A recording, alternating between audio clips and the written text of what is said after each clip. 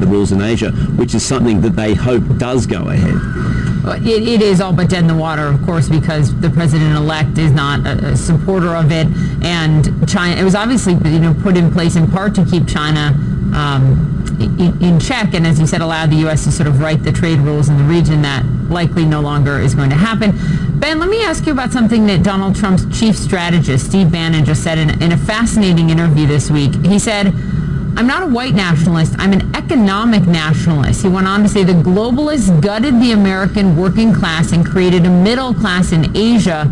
The issue now is about Americans looking to not get effed over.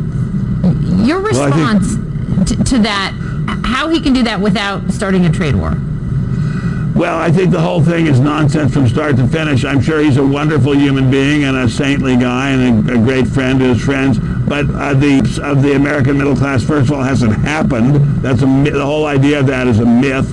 The second idea that somehow China has been stealing all our middle class jobs is a myth. There is a tremendous shortage in this country of skilled labor. We're not seeing a surplus of skilled labor in which the jobs have been taken by China and sent over to Nanjing. We have a tremendous need for electricians, plumbers, skilled tool and die makers. The whole idea that all those jobs are now being done in the Far East is simply not true. We have a full employment. President-elect Donald Trump addressed the media moments ago after a series of meetings today. More on that in just a moment. But first, from political enemies to colleagues in the White House, maybe Donald Trump may have just buried the hatchet with Mitt Romney. Romney and Trump discussed what the transition team describes as governing going forward. The meeting may have included talk about a Secretary of State position that Romney is rumored to be interested in. Our Phil Mattingly is live there in Bedminster, New Jersey tonight, and I know, Phil, that Donald Trump did come out just moments ago and speak to the media. What did he say? Exactly right, Poppy. Look, these are extraordinarily important meetings. There's no question about it. Potential cabinet picks cycling through the clubhouse behind me throughout the day. Donald Trump emerging for a brief break before his final meeting of the day. This is what he had to say. Really efficiently, very good, tremendous talent. We're seeing tremendous talent. People that, as I say, we will make America great again. These are really great, really, really talented people. Yes, Marshall. We're doing this again tomorrow.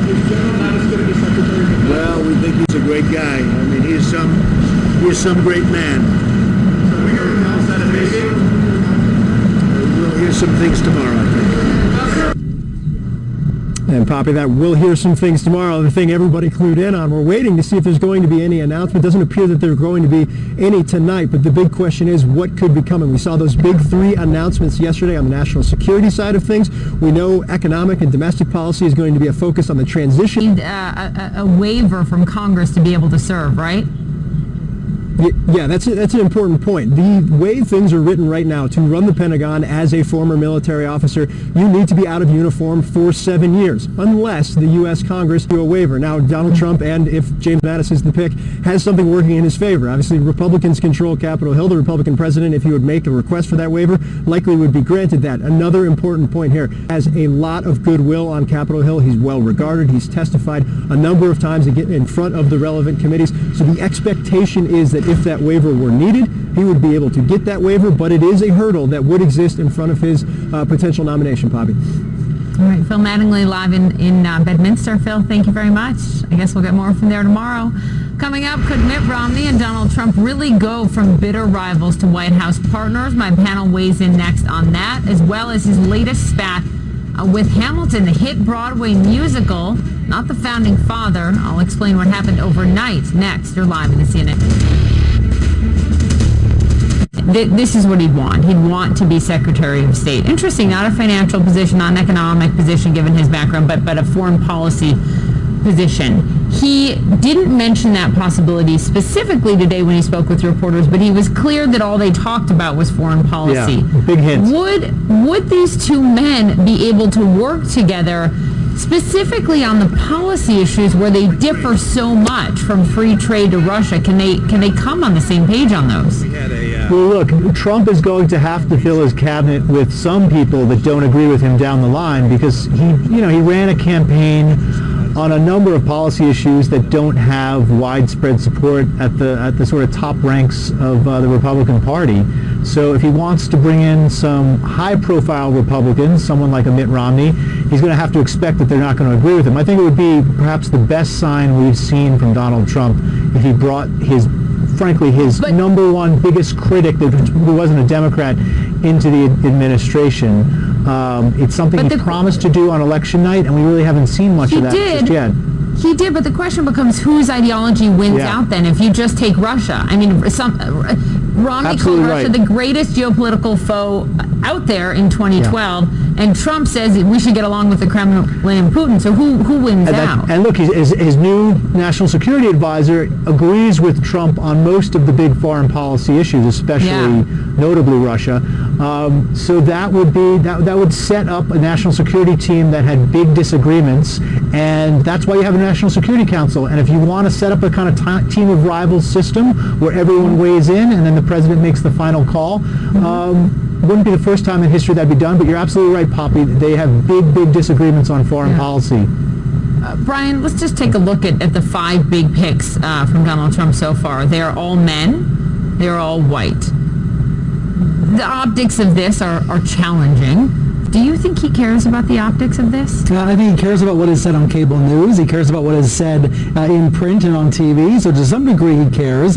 I think his aides would say wait until January, wait until we see the full scope of the appointments and then judge it. But he also has a choice about what order to roll out these announcements in. So he has chosen to roll out a number of these initial figures. Saw an interesting stat earlier. You could argue that what he's doing is just reflecting the Trump voter. The average Trump voter, 40s or 50s, white, male, a lot of women as well, but mostly men, and that's what he's doing so far. He said, I will be the president for all America. And I think so far, there's a lot of parts of America that are still waiting to see that happen. So guys, on another note, a spat has broken out between the president-elect and the star of the hit Broadway musical Hamilton. This began last night when President-elect Mike Pence walked into Hamilton, and at the curtain call at the end, the star addressed him directly. Let's play what he said. Vice President-elect and tweeted that the cast harassed Pence, and he's demanding an apology.